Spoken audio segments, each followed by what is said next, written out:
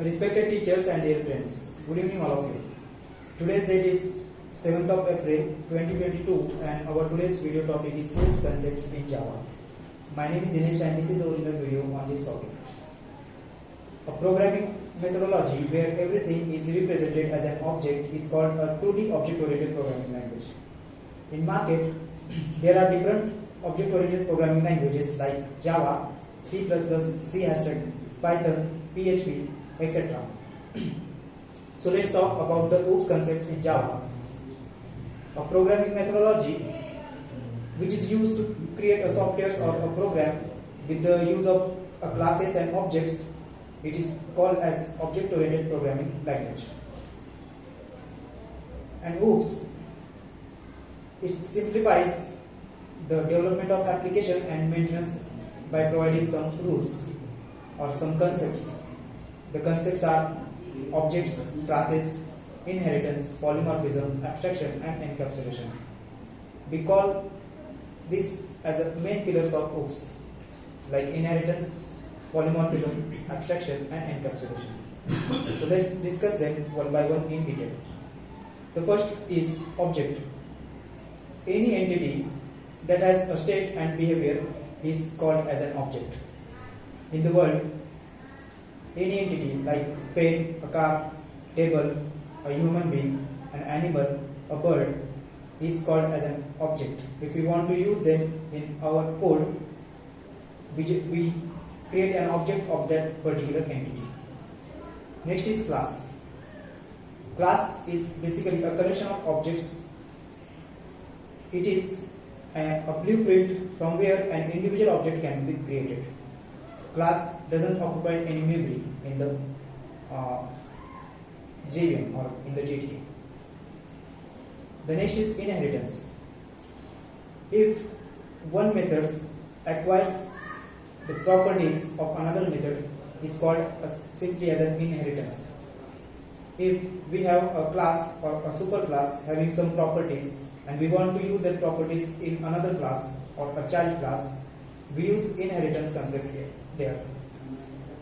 We use an extend keyword to inherit a class from another class. Inheritance is used to achieve polymorphism. The next concept is polymorphism. Polymorphism means doing one task in a different way. It is basically a polymorphism. Method overloading and method overriding in Java are used to achieve polymorphism. If we have a method of an addition with two numbers and another method of addition with three numbers, we can use same name to the both methods so that a programmer can easily understand that both the methods are of one task. But just the difference is that first method has two arguments and second method has three arguments. So for achieving method overloading, there has to be a change in data types or a change in arguments. The next concept is abstraction. Abstraction means hiding the internal data or implementation and showing only the functionality to the user is called an abstraction. Abstraction is mainly used to just show the main data which user wants to see on his console.